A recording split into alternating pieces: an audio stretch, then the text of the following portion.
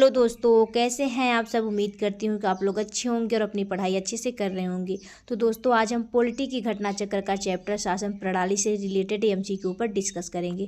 तो चलिए स्टार्ट करते हैं। निम्नलिखित कथनों पर विचार कीजिए और नीचे दिए गए कुछ से सही उत्तर को चुनिए। अभिकथन ए, भारत एक लोकतांत्रिक देश है।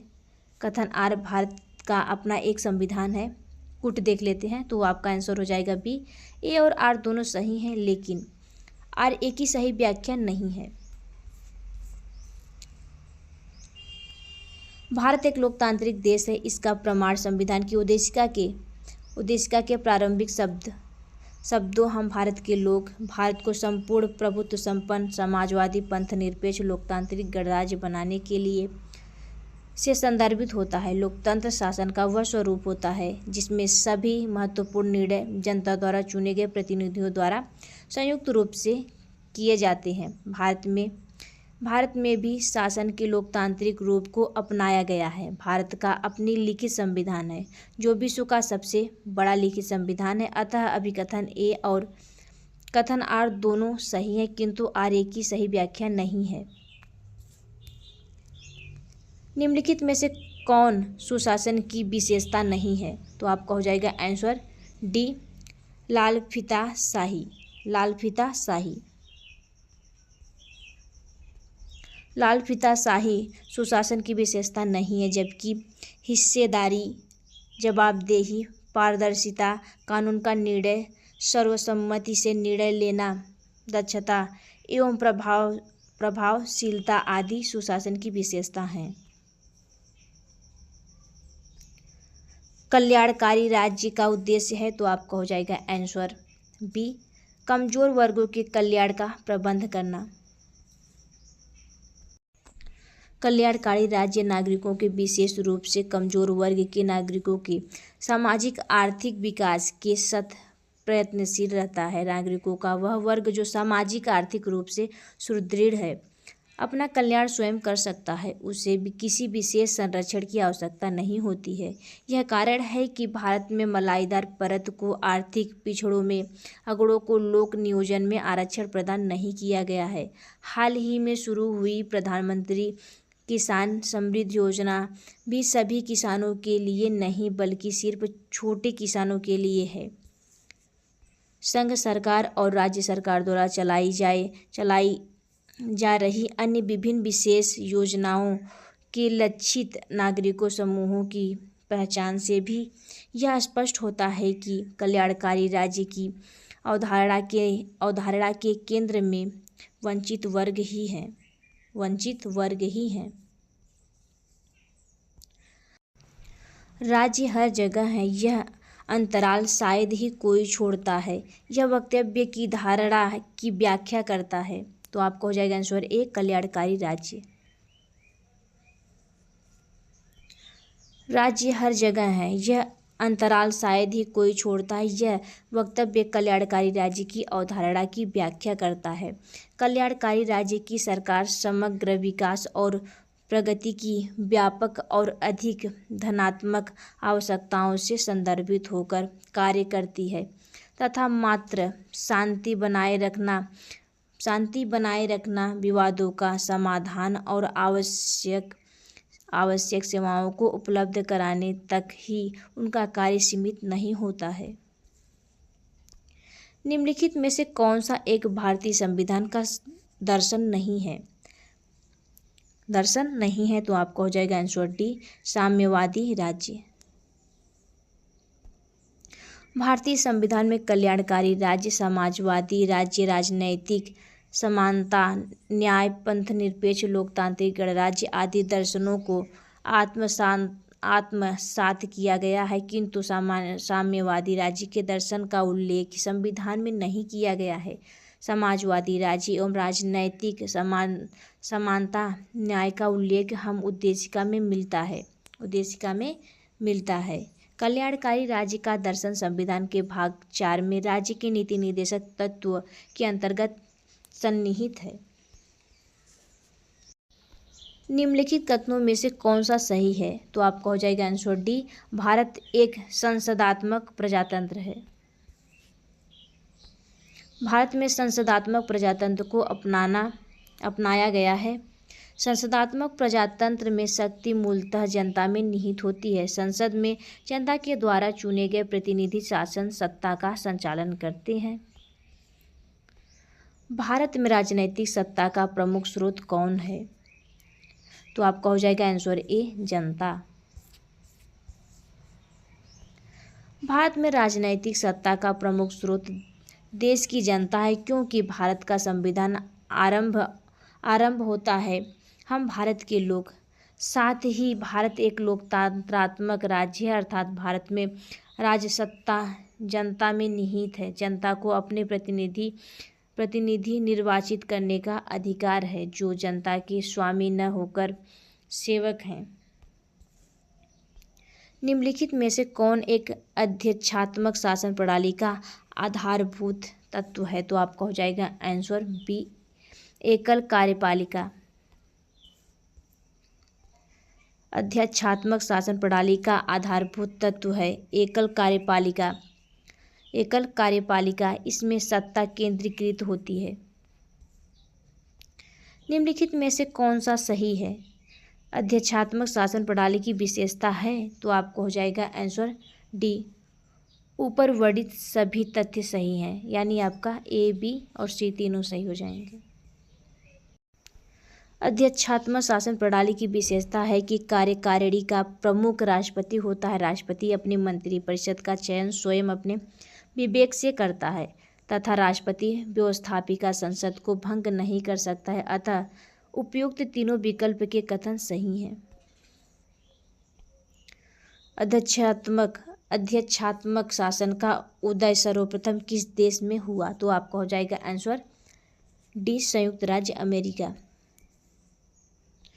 अध्यक्षात्मक शासन व्यवस्था का उदय सर्वप्रथम संयुक्त राज्य अमेरिका में हुआ। इस शासन प्रणाली में प्रमुख कार्यकारी शक्ति राष्ट्रपति के पास होती है। वह लोगों द्वारा प्रत्यक्ष या अप्रत्यक्ष रूप से निश्चित अवधि के लिए चुना जाता है। इस शासन प्रणाली में कार्यपालिका विधायिका से पृथक होती है। भारत में प्रजातंत्र इस तथ्य पर आधारित है कि आपका आंसर सी हो जाएगा, जनता को सरकारों को चुनने तथा बदलने का अधिकार प्राप्त है। भारत में प्रजातंत्र इस तथ्य पर आधारित है कि जनता को सरकार को चुनने एवं बदलने का अधिकार है, अर्थात जनता अपने मतदाता के अधिकार के द्वारा अपने प्रतिनिधियों का चुनाव करती है और ये प्रतिनिधि ही शासन सत्ता का संचालन करते हैं। जब ये प्रतिनिधि जनता के कल्याण एवं शासन सत्ता का संचालन सही उचित तरीके से नहीं करते, तब जनता चुनाव समय समय पर चुनाव होते रहते हैं के माध्यम से सत्तारूढ़ दल सरकार को पराजित कर हटा देती है। लोकतंत्र का उत्कृष्ट गुण यह है कि वह क्रियाशील बनाता है। तो आपका हो जाएगा आंसर ए, साधारण पुरुषों और महिलाओं की बुद्धि और चरित्र को। लोकतंत्र का उत्कृष्ट गुण यह है कि साधारण पुरुषों और महिलाओं की बुद्धि और चरित्र को क्रियाशील बनाता है। लोकतंत्र में सामान्यतः नागरिकों की समुदाय में पर्याप्त भागीदारी की अपेक्षा होती है। एक अच्छे नागरिकों की सक्रिय भागीदारी स्वयं समाज के निर्माण के लिए महत्वपूर्ण है, क्योंकि लोकतंत्र को अच्छे नागरिकों की ज़रूरत होती है, इसीलिए वह अच्छे व्यक्तियों का विकास करता है। लोकतांत्रिक नागरिकों एवं बौद्धिक कार्य है, जिसमें आम लोगों का राजनीतिक मुद्दों और उम्मीदवारों के बारे में निरंतर निर्णय लेने की ज़रूरत होती है। इन निर्णय के लिए नागरिक एक दूसरे से बात करते हैं, एक दूसरे से सीखते हैं और अपनी बुद्धि विकसित करते हैं। भारत एक गणतंत्र है, इसका अर्थ है, तो आपका हो जाएगा आंसर सी, भारत में वंशानुगत शासन नहीं है। गणतंत्र का आशय है कि राष्ट्र का प्रधान निर्वाचित प्रत्यक्ष अथवा अप्रत्यक्ष होता है, वह वंशानुगत नहीं हो सकता है। भारत में राष्ट्र का प्रधान अर्थात राष्ट्रपति निर्वाचित होता है। इस प्रकार भारत एक गणतंत्र है। भारत एक गणतंत्र है जिसमें अंतर्निहित है, तो आपका हो जाएगा आंसर ए, राज्य का अध्यक्ष निर्वाचित होता है। निम्नलिखित में से किनसे भी निर्धारित होता है कि भारत का संविधान परिसंघीय है, तो आपका हो जाएगा आंसर डी, केंद्र और राज्यों के बीच शक्तियों का वितरण। कोई राज्य संघात्मक है अथवा एकात्मक, यह संविधान द्वारा संघ और राज्यों के मध्य शक्तियों के विभाजन के आधार पर जाना जाता है। यदि संघ एवं राज्यों के मध्य शक्तियों का विभाजन है तो उस राज्य को संघ राज्य कहा जाता है। भारत का संविधान परिसंघीय है क्योंकि केंद्र और राज्यों के बीच शक्तियों का वितरण किया गया है। भारतीय संविधान कैसा है, तो आपको हो जाएगा आंसर डी, अंशतः कठोर और अंशतः लचीला। भारतीय संविधान को कठोर और नम्य का मिश्रण माना जाता है। अंततः यह अंशतः कठोर और अंशतः लचीला संविधान है। इनके कतिपय उपबंधों को संविधान द्वारा साधारण बहुमत से ही संशोधित किया जा सकता है, जबकि कुछ उपबंधों के संशोधन के लिए अनुच्छेद 368 के अधीन 2/3 बहुमत की आवश्यकता होती है। साथ ही कुछ विशिष्ट उपबंधों के संशोधन के लिए संसद के विशेष बहुमत के अतिरिक्त आधे से अन्यून राज्यों का अनुसमर्थन की भी आवश्यकता होती है। भारत की संसदीय शासन प्रणाली एक ब्रिटिश की संसदीय शासन प्रणाली में अंतर का बिंदु निम्नलिखित में से क्या है, तो आपका हो जाएगा आंसर बी, न्यायिक समीक्षा।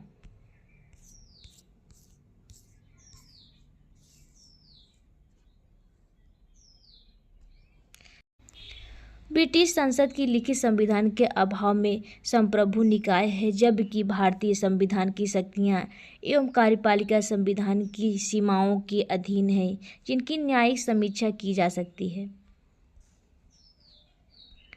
निम्नलिखित कथनों पर विचार कीजिए और अंत में दिए गए कूट से सही उत्तर का चयन कीजिए।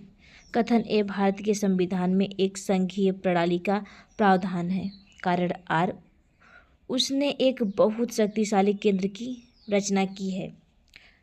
चलिए कूट देख लेते हैं, तो आपका हो जाएगा आंसर बी, दोनों ए और आर सही है, परंतु आर ए की सही स्पष्टीकरण नहीं है। भारतीय संविधान एक संघीय प्रणाली का प्रावधान करता है क्योंकि केंद्र और राज्यों की मध्य शक्तियों का स्पष्ट विभाजन है। यद्यपि यह पूर्ण संघ नहीं है क्योंकि इनके कई प्रावधान एक शक्तिशाली केंद्र की रचना करते हैं। अंततः ए और आर दोनों सही हैं, किंतु कारण कथन का स्पष्टीकरण नहीं करता। कथन ए, भारत में संघवादी व्यवहार्यता नहीं है। कथन आर, भारत एक संघीय राज्य नहीं है। तो आपका आंसर हो जाएगा सी, ए सही है परंतु आर गलत है।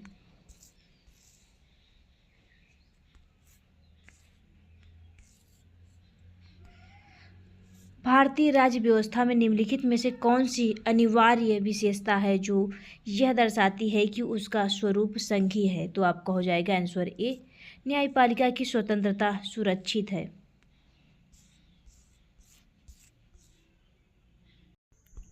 भारतीय राज्य व्यवस्था के संघीय लक्षणों में प्रमुख है लिखित एवं कठोर संविधान, संविधान की सर्वोच्चता, केंद्र एवं राज्यों में शक्तियों का वितरण, न्यायपालिका की स्वतंत्रता, द्विसदनीय संसद आदि। इसमें से न्यायपालिका की स्वतंत्रता का सुरक्षित होना संघीय प्रणाली की अनिवार्य शर्त है क्योंकि न्यायपालिका के पास ही संविधान की व्याख्या की शक्ति होती है ताकि संघीय संरचना में संविधान के मूलभूत प्रावधानों को केंद्र द्वारा एकपक्षीय रूप से परिवर्तित न किया जा सके। भारतीय संविधान के तहत केंद्र एवं राज्यों के बीच विवादों के संदर्भ में उच्च न्यायालय को आरंभिक अधिकारिता प्राप्त है।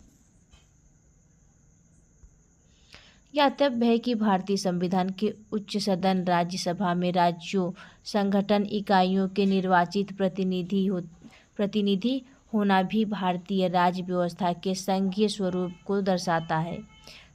तथापि न्यायपालिका की स्वतंत्रता के लिखित संविधान के तहत सुरक्षित होने की ही प्रश्नगत विकल्पों में भारतीय राज्य व्यवस्था के संघीय संघीय स्वरूप को दर्शाने वाली अनिवार्य विशेषता मानना समुचित उत्तर है। निम्नलिखित में से कौन एक भारत के संविधान का संघीय लक्षण नहीं है? निम्नलिखित में से एक भारत के संविधान का संघीय लक्षण नहीं है, तो आपका हो जाएगा आंसर सी, एकहरी नागरिकता।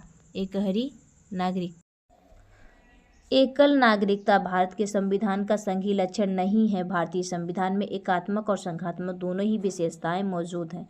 भारतीय संविधान के संघात्मक लक्षणों में लिखित संविधान, कठोर संविधान, केंद्र तथा राज्यों में शक्तियों का वितरण, न्यायपालिका की सर्वोच्चता एवं स्वतंत्रता, द्विसदनीय विधानमंडल आदि हैं। जबकि एकात्मक लक्षणों के अंतर्गत एकल नागरिकता, राज्यपाल की राष्ट्रपति द्वारा नियुक्ति, आपातकाल की घोषणा, समझौतों को लागू करने में संसद की शक्ति आदि का उल्लेख किया जाता है।